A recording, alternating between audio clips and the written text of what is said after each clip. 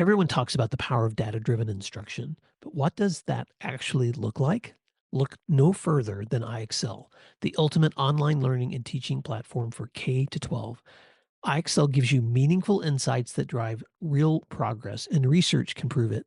Studies in nearly all 50 states across the US show that schools that use iExcel outperform other schools on state tests.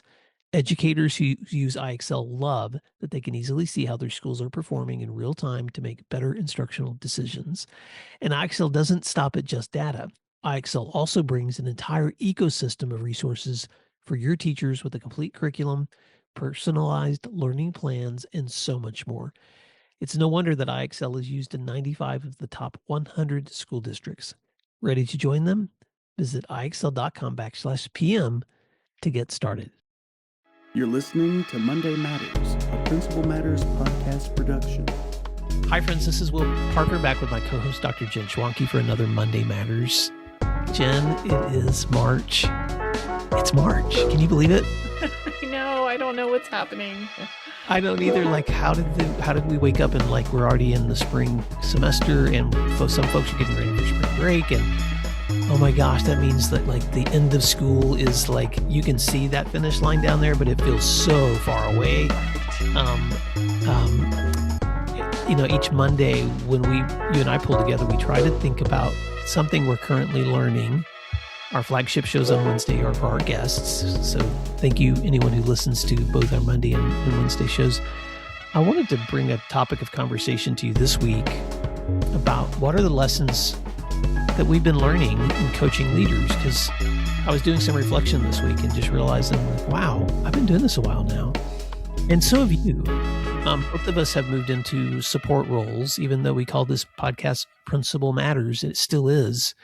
And I don't feel like I'll ever be able to give up my identity as a principal. We've spent almost just as much time supporting principals now as we were principals. That's crazy to me. And so I was walking down memory lane for myself and just thinking about all the places I've been, all the places I've seen. You did such a great podcast recently with Eric Nichols, who rural principal. And as I was listening to that, I was thinking, man, Jen, we've been in so many crazy places, cities and countrysides and suburban schools and rural places and large campuses and tiny ones. And, but there's probably some common lessons that we've come across working with leaders. So, let me let you walk down a little bit of memory lane since you've left that role and supported principals, before I jump into some of the things I want to pull out from lessons I've learned. Yes. I always tell people the principal role is my jam. That's what I love. That's what I love talking about. That's where I think such a difference is made. And I was 17 years as a building leader, so I've got quite some more time to catch up to being even. Every day that passes, it becomes more and more evident to me how each principal is on their own unique journey, not just their own professional journey, but their school is on a unique journey too. And so as we work with these leaders, Will, I think there are some lessons we've taken away. So why don't you start us off? You've written a little bit about Well, first of all, thank you for correcting my math, because I have not equaled the number of years I've been out of the principalship yet. I guess maybe it feels that way, but you're right. But when I made the transition from principal to state executive director in Oklahoma, that was my first time to just spend time out in the field in so many different schools. I put like 30,000 miles on my car that year, just visiting schools across the state. And then because of the work of this podcast and the books that I write, the books you write, I know we've had opportunities to go speak at conferences, to be in other school settings, to be invited to retreats, all those different things too.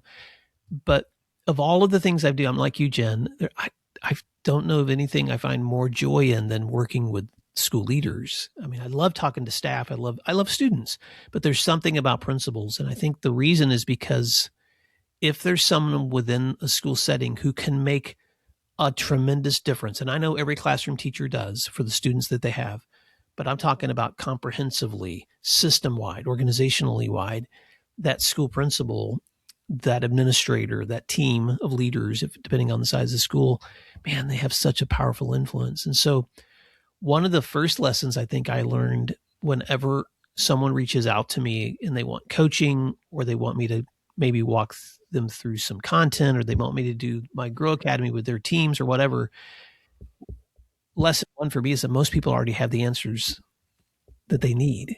Mm. Even though I can bring perspective and maybe some things they haven't thought about before, or some tools or ideas that they could execute differently, most people just need someone who can listen to them long enough that they can reach some clarity on what they know they want to do. And I think that may be one of the most powerful gifts of being able to coach leaders, is providing them enough space and time to become clear again, when there's so many other competing distractions and demands on their time. So I wanted to start with that lesson. How have you seen that in your work with others? I think as you were talking, I was actually thinking about the mindset that we use when we lead, Mm-hmm. and whether we're leading with fear or confidence, Mm-hmm. and how, whatever that answer is, I think it's important to do the thing that happens before that, which is recognize your mindset. Mm-hmm. What are the feelings that you're bringing to all of this, and are you in the right headspace? And so I say that because I think most leaders do already know the answer and they just really like it if somebody else says it to them, and then they're like, okay, that's validation. And they might be doing that because they're leading from fear. They're scared that what they are thinking or what they suspect is the right answer might not be, or it might blow up somehow, or they might get really harsh pushback from their supervisors or their community or whatever. And so they're scared to acknowledge to themselves, hey, I need to lead with confidence here. I know what the right answer is. And so it's actually great for you and I to be able to validate. Supporting leaders is awesome when we say, hey, have you thought about, and they say, yeah, that was actually exactly what I was thinking. Yeah. No, I'm so glad you said that, because I say way more than I need to, but I'll say it anyway. I've been recording a series of, I've been doing this Grow Your Leadership Academy now with leaders for probably 10 years, because I was doing it all the way back when I was a principal. And so I have like these 9 different sessions of content that I go through. And this week I took some time and I've started recording those, hoping at some point, Jen, to be able to put them all together as if you want all of these lessons, but you can't get me in the room, here it is. Right. And one of the very first sessions, so I was just going through this content a couple of days ago, was on examining your own motivations. Mm-hmm. And the exact thing you're saying is something I just heard myself saying a couple of days ago, which is if you're being motivated by fear, you're going to find yourself making really dangerous decisions. But also, and this may be, I think this speaks to everyone, but especially I'm going to speak to a lot of my guy friends. If you're being motivated by your ego, mm-hmm. that chip on your shoulder, who's boss, quote unquote. Mm-hmm. And I think that applies to lots of people, not just guys, mm-hmm. but I have seen that also lead people to really destructive decisions. Right. And so I'm glad you said that, because when it comes back to what is it that's the core of what you know is best for the outcomes of this community, I call it the magic wand question. If you could wave your magic wand and have the outcome you really want to see happen here, what would that look like? Then you have clarity again, because you can see this is the decision that's going to lead us towards that kind of outcome. And, teenagers have a wonderful phrase right now. Living with teenagers, I get to be part of that. One of them is, you already know. So if I say to my daughter, oh my gosh, that sandwich you made looks great, she's like, you already know. I think that with principals too. Like if they call for advice or they want to hear somebody validate what you already know. So, oh my gosh, I'm laughing because recently on this podcast, when Emily edits our show, she'll take sound bites and she'll put them out on LinkedIn or YouTube or whatever. And I'm guaranteeing that one's going to be Ben Schwanke saying, you already know, is going to be a sound bite that comes out. Here's lesson number 2, Jen, as I've thought about lessons I've learned from coaching others. And that is that leaders often feel very isolated. And there's something wonderful about giving them the gift of confidence in someone whom they can trust, who's sometimes a third party to the conflict that they're wrapped up in at the time. Man, I've seen this for years, but it just lately it has especially come home to me because I've had several conversations with leaders who've reached out to me who are just facing really hard decisions, whether it's with a team member, whether it's personnel, whether it's student discipline, whether it's with their board. And there's no one else that's feeling the crucible of pressure like they are in those moments. And I think sometimes we just forget how lonely that feels. But how important it is for that person to be reminded you're not alone. Right. You are not alone in this decision. There are other people that you can trust and lean into.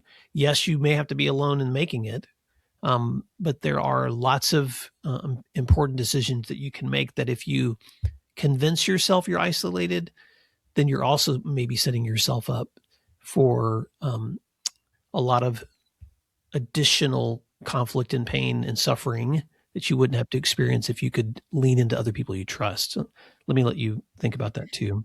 Well, I'm going to jump in with a caveat. I agree with you very much, but there is a caveat, and actually, it's funny because I'm actually writing about this in my newsletter that will come out tomorrow.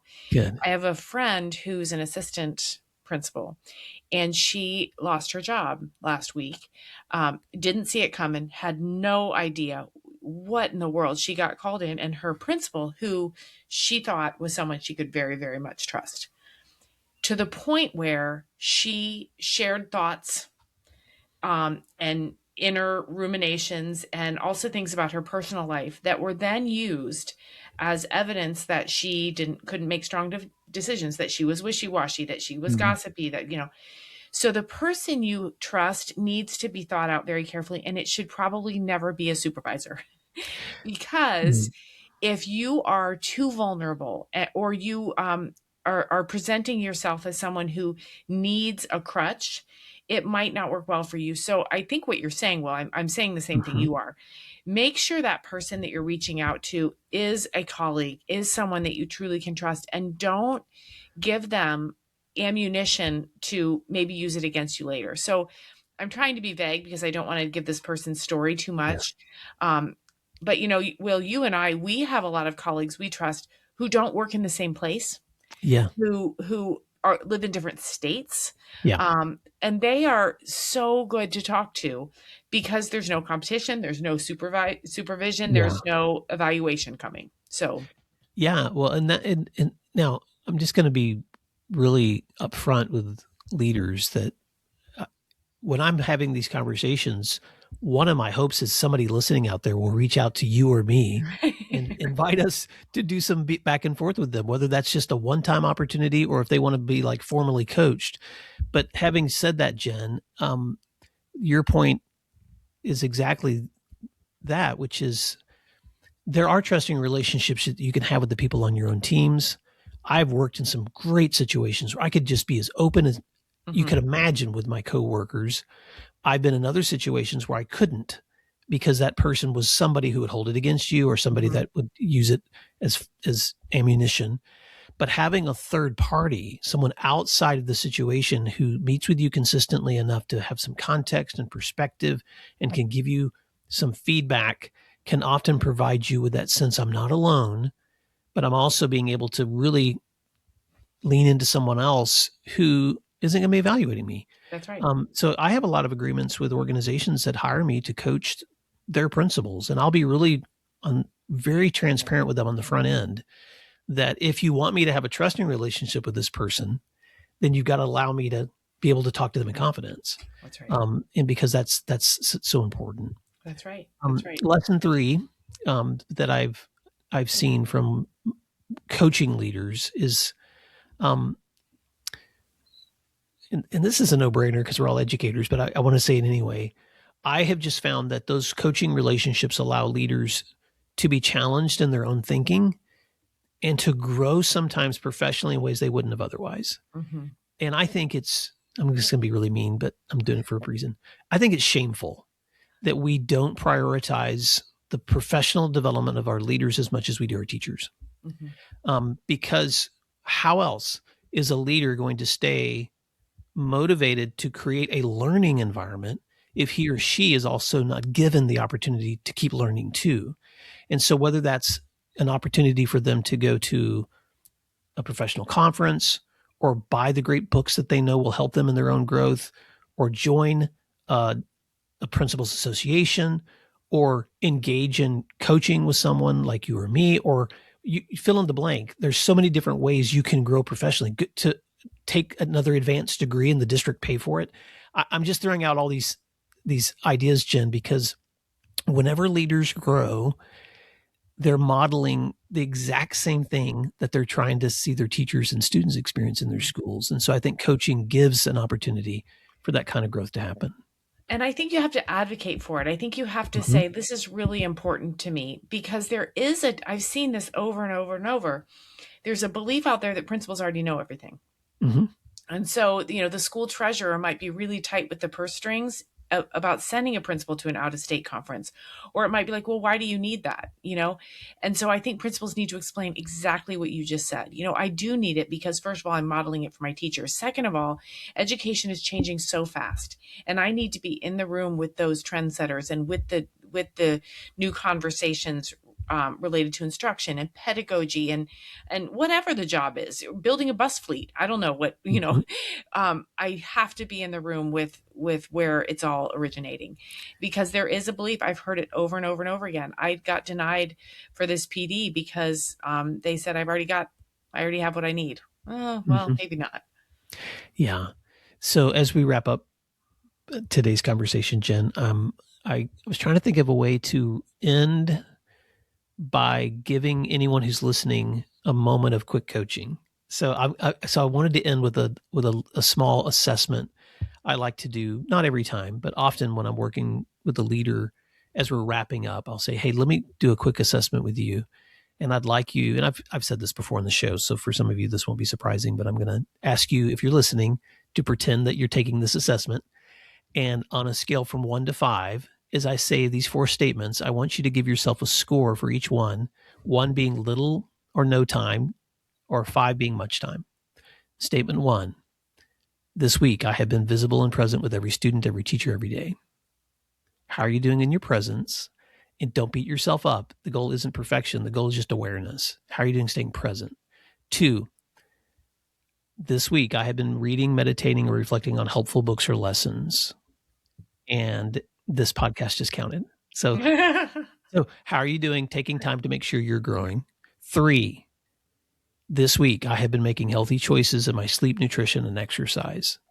How are you doing when it comes to taking care of you so you can show up full to take care of others? And 4, because we forget this one a lot, this week I have been faithful to those I love with my time and attention. How are you doing staying connected to those people that love you the most? Because they don't really care if you caught up on all your emails. They just want to know you love them. So if you want to pause and write down your number, I don't know, Jim, are you doing the math? 5, 10, 15, 20. 20. I mean, I wasn't doing the exercise. I was just listening to you explain it. I'm not Yeah. Well, if anyone's listening and you're doing the math, I just want to encourage you, as we wrap up this week's Monday Matters, just 3 things that I want to say in closing. A lot of times you know the answer. You just need someone to remind you of what that motivation is. A lot of times you feel alone. You're not. There are people out there who can reflect with you, and you should be reflecting with someone with whom you can trust. And 3, you deserve to grow. So whatever that looks like for you, listening to this podcast, reading a great book, reaching out for coaching and PD opportunities, whatever that looks like, I hope you take advantage of it.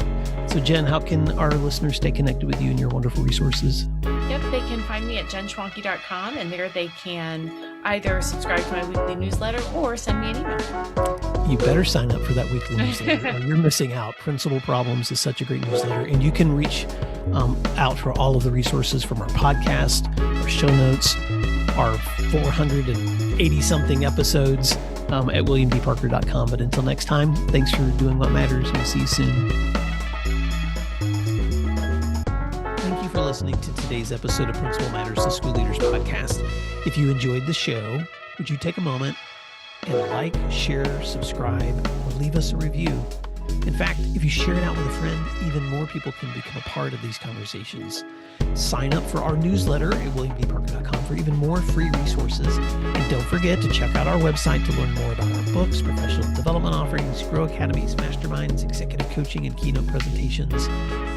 Wow, let's keep learning together. And thank you for doing what matters. Monday Matters.